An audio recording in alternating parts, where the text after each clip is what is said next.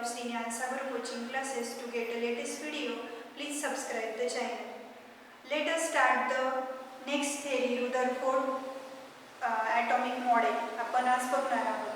त्याच्यासाठी रुदरफोर्डचा scattering experiment, त्याने ॲटमचं जे काही स्ट्रक्चर आहे ते एक्सप्लेन करण्यासाठी त्याने हा स्कॅटरिंग एक्सपेरिमेंट 1911 मध्ये त्याने कॅरीड आउट केला. So let us start with the scattering experiment by Rutherford. त्याने काय केलं तर एक अल्फा पार्टिकल इमिटरचा एक सोर्स घेतला आणि एक थिन गोल्ड फॉइल घेतली, जिचा जो थिकनेस आहे तो खूपच कमी आहे. ही जी गोल्ड थिन फॉइल आहे हिचा थिकनेस 10⁻⁻⁴ मिलीमीटर इतकी ती थिन फॉइल त्याने घेतली एक्सपेरिमेंटसाठी. अँड अल्फा पार्टिकल इमिटरचा एक सोर्स घेतला. And fluorescent screen is placed around this gold foil. Alpha particle emitted by this emitter get हे जे अल्फा पार्टिकल इथनं जे त्याने जे अल्फा पार्टिकल ह्या बॉडीपासून निघाले ते ह्या ज्या गोल्ड फॉइल आहे त्याच्यावरती त्याने बंबार्ड केले. आणि बंबार्डिंग केल्यानंतर त्याला असं आढळलं की most of alpha particle get passes through this gold foil. Most of alpha particle काय झाले तर ह्या गोल्ड फॉइल मधनं पास झाले. अल्फा पार्टिकल हे जे आहे हे पॉझिटिव्हली चार्ज पार्टिकल आहे आणि ते मोस्ट ऑफ पार्टिकल स्ट्रेट गेले आणि व्हेरी फ्यू किंवा small number of particle gate deflected through a small angle और सम आर लार्ज अँगल. काही जे होते ते काही जास्त प्रमाणामध्ये आणि काही कमी प्रमाणामध्ये अँगलने ते काय झाले बेंड झाले. But very large number of alpha particle get passes through this gold foil हे त्याला ऑब्झर्व झालं. That means atom contain some empty space. या एक्सपेरिमेंटवरनं त्याने त्याचं जे काही मॉडेल आहे रुदरफोर्डचं जे काही ॲटॉमिक मॉडेल आहे ते त्याने तयार केलं. जो काही ॲटम आहे त्या ॲटममध्ये नक्कीच काहीतरी एम्प्टी स्पेस असला पाहिजे हे त्याने सांगितलं. दॅट मीन्स सगळेचे सगळे अल्फा पार्टिकल काय झाले पास झालेले आहे. Most of alpha particle get passes through this atom. आधीच्या थेअरीनुसार काय सांगितलं होतं, आधीच्या थेअरीमध्ये आपल्याला हेच माहिती होतं की ॲटम जर जे थॉम्सनची थेअरी बघितली तर जे काही पॉझिटिव्ह चार्ज आहे ते सगळीकडे युनिफॉर्मली डिस्ट्रीब्युटेड आहे आणि negative charge particle are embedded in it. That means ॲटममध्ये एम्प्टी स्पेस आहे असं आपल्याला कन्क्ल्युजन नव्हतं. पण ह्या थेअरीनुसार ॲटममध्ये काहीतरी स्पेस आहे हे ही थेअरी सांगते. Because most of alpha particle get passes through this atom. जास्तीत जास्त स्ट्रेट ते गेले आणि काही जे काही अल्फा रेज होते ते काय झाले bend through some or bend through a small angle. काही काय झाले काही स्मॉल अँगलने काही लार्ज अँगलने डिफ्लेक्ट झाले. अशा प्रकारे हे त्याने त्याचं मॉडेल नंतर एक्सप्लेन केलं. तर ही जी रुदरफोर्डचं जे काही ॲटॉमिक मॉडेल आहे त्या ॲटॉमिक मॉडेलचे कन्क्ल्युजन्स आपण बघूया. There is a positive charge nucleus at the centre of an atom. त्याने काय सांगितलं की जे काही अल्फा पार्टिकल्स हे पॉझिटिव्ह चार्ज आहे आणि सेंटरला काय आहे पॉझिटिव्ह चार्ज असणार आहे. कारण पॉझिटिव्ह चार्जवरती बंबार्ड होऊन हे काय झाले डिफ्लेक्ट झालेले आहे.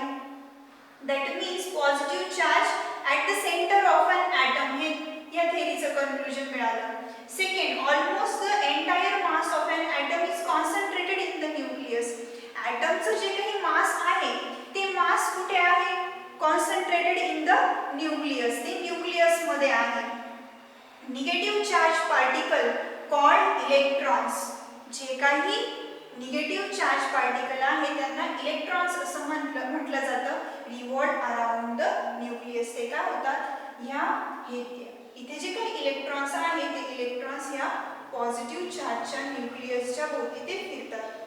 total negative charge on all electron is equal to the positive charge on the nucleus. जो काही निगेटिव्ह चार्ज आहे total negative charge is equal to the positive charge. जर पॉझिटिव्ह निगेटिव्ह चार्ज जर इक्वल असतील as opposite charges are balance, त्यामुळे ते balance होतील आणि ॲटम हा न्यूट्रल असेल. There is an empty space between the revolving electron and atomic nucleus. तिथे नक्कीच एम्प्टी स्पेस असला पाहिजे आणि एम्प्टी स्पेस मुळे there is a must be empty space between the electron and nucleus. Empty space असेल किंवा empty space आहे, त्यामुळेच काय झालंय हे जे काही अल्फा पार्टिकल त्या गोल्ड फॉइल मधनं पास झालेले आहेत त्यांना कुठल्याही प्रकारचा ऑब्स्टॅकल तिथे लागलेला नाही आणि व्हेरी फ्यू जे काही अल्फा पार्टिकल आहेत ते रिटर्न बॅक आले. दॅट मीन्स त्यांना काहीतरी अडथळा काहीतरी ऑब्स्टॅकल तिथे जाणवलेला आहे, त्यामुळेच ते काय झाले very few come back. This is the scattering experiment of an Rutherford and this is the हे त्याचं काय आहे मॉडेल आहे. Let us see the difference between Dalton atomic model, Thomson atomic model and Rutherford atomic model. आपण जे तीन model study केले त्याच्यामध्ये काय डिफरन्स आहे, काय काय डिफरन्सेस आहेत, let us see. By Dalton, solid atom is a single particle. डाल्टनने काय सांगितलं होतं की ॲटम हा एक सॉलिड असा एक सिंगल पार्टिकल आहे. It does not have any structure, त्याला काही स्ट्रक्चर नाहीये. एक तो असा एक सिंगल पार्टिकल आहे आणि त्यातले जे काही ॲटम आहे ते सर्वचे सर्व एखादा जर पार्टिकल्स त्याच्यामधले जे काही पार्टिकल्स आहेत ते पार्टिकल्स सर्व कसे एकत्रितपणे आहे. दॅट मीन्स त्याच्यामध्ये कुठल्याही प्रकारचे कन्स्टिट्यूएंट नाहीये.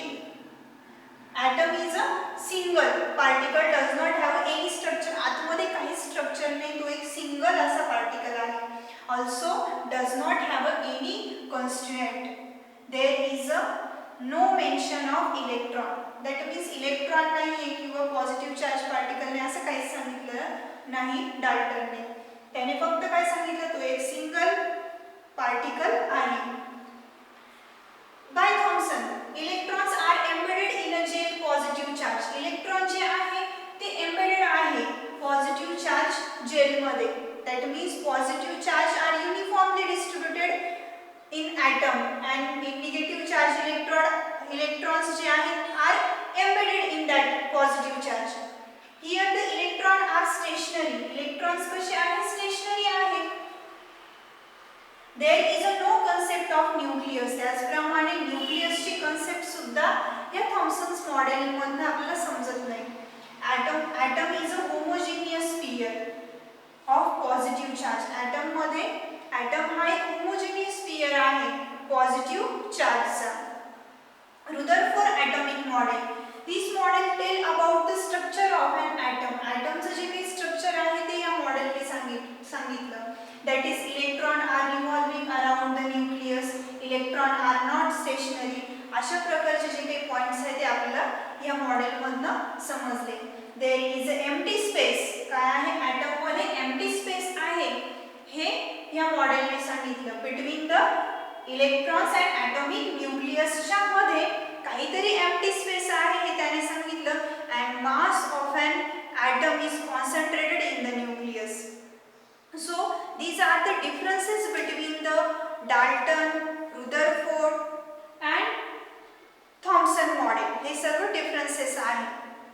तर जे रुदरफोर्ड ॲटॉमिक मॉडेल आहे त्या ॲटॉमिक मॉडेलनुसार किंवा एक फिजिक्समध्ये and establish and law of physics त्यानुसार फिजिक्सच्या लॉनुसार इलेक्ट्रिकली चार्ज बॉडी असेल ती जी इलेक्ट्रिकली चार्ज बॉडी आहे ती सर्क्युलर ऑर्बिटमध्ये जेव्हा फिरते revolving around it circular orbit it's energy get decrease असते. जी एनर्जी काय होते डिक्रीज होते. आणि ह्या लॉनुसार रुदरफोर्डचा जो काही हा जर लॉ कन्सिडर केला तर रुदरफोर्डचा जो काही ॲटम आहे किंवा रुदरफोर्डने कन्सिडर केलेला जो काही ॲटम आहे तो कसा झाला अनस्टेबल झाला. but in reality all atoms are stable except radioactive atom. radioactive atomला एक्सेप्ट जर केलं तर बाकीचे कसे आहे स्टेबल. हे जे काही रुदरफोर्ड ॲटॉमिक मॉडेलचं जे काही हे जे काही त्याचं जे काही डिसॲडव्हान्टेज किंवा त्यातलं जे काही जी काही त्रुटी होती ती काय करण्यात आली रिमूव्ह करण्यात आली. नाईल्सचं जे काही नाईल्स बोर्सचं जे काही नेक्स्ट मॉडेल आहे बोर्स ॲटॉमिक मॉडेल त्याच्यामध्ये ही जी काही त्रुटी होती ती काय केली ओव्हरकम करण्यात आली. So let us discuss the Bohr's atomic model. Bohr's atomic model. Bohr's सायंटिस्टने 1930 मध्ये जे काही स्टॅबिलिटी आहे ॲटमची ती त्याने एक्सप्लेन केली. Late us see the postulates of this Bohr stable atomic model. Bohr stable atomic model that means stability त्याने explain केली. postulates the electron revolving around the atomic nucleus. जे काही इलेक्ट्रॉन आहे ते न्यूक्लियसच्या भोवती फिरणारे जे इलेक्ट्रॉन्स आहेत lie in a concentric circular orbit. ते एका कॉन्सेंट्रिक सर्क्युलर ऑर्बिट मध्ये रिव्हॉल्व होतात at a certain distance from the nucleus.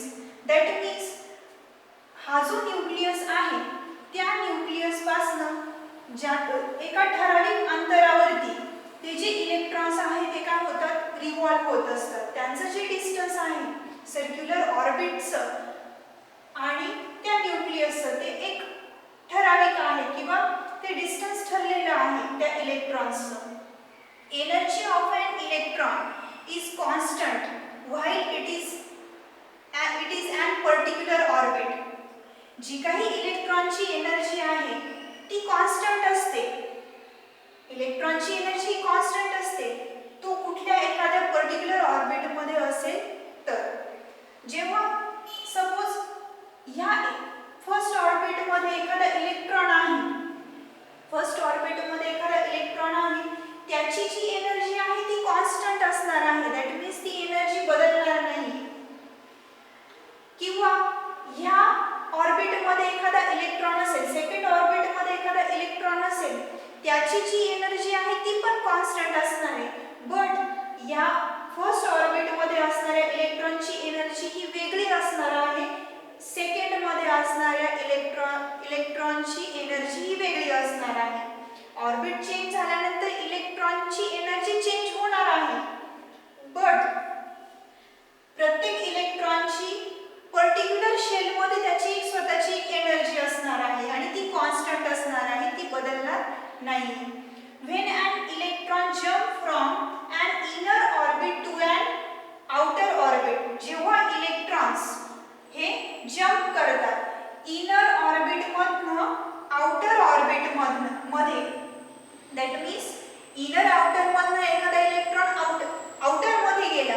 That means समजा इथे एक इलेक्ट्रॉन आहे या ऑर्बिट मध्ये हा इलेक्ट्रॉन इनर ऑर्बिट मधनं आउटर ऑर्बिट मध्ये गेला आणि आउटर ऑर्बिट मध्ये तो इलेक्ट्रॉन गेल्यानंतर इट ॲब्सॉर्ब एनर्जी.